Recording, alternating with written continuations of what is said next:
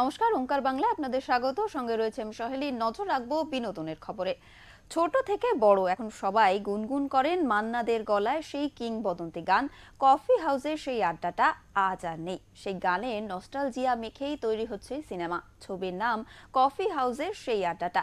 রূপা গঙ্গোপাধ্যায় ছাড়া ছবির অন্যান্য ভূমিকায় রয়েছেন দোলন রায়, সুব্রত দত্ত, অনুষা বিশ্বনাথন, সৌম্য মুখোপাধ্যায়, অনুরাধা মুখোপাধ্যায়, প্রিয়াঙ্কা ভট্টাচার্য ও অন্যান্যরা।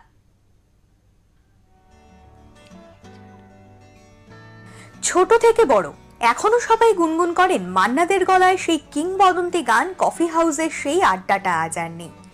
এই গান যেন নস্টালজিয়া, আর এবার সেই গানের নস্টালজিয়া মেখেই তৈরি হচ্ছে সিনেমা। ছবির নাম কফি হাউসের সেই আড্ডাটা।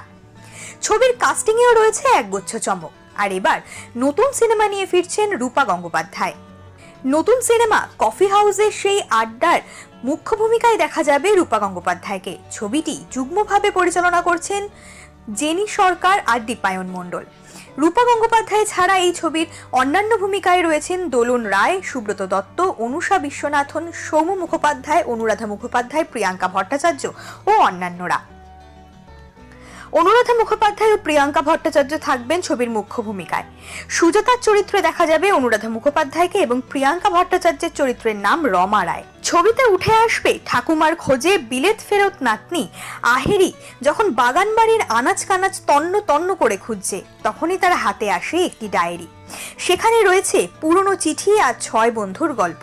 তারপর সেই রহস্য নিয়েই এগোবে গল্প। ব্যুরো রিপোর্ট, ওঙ্কার বাংলা।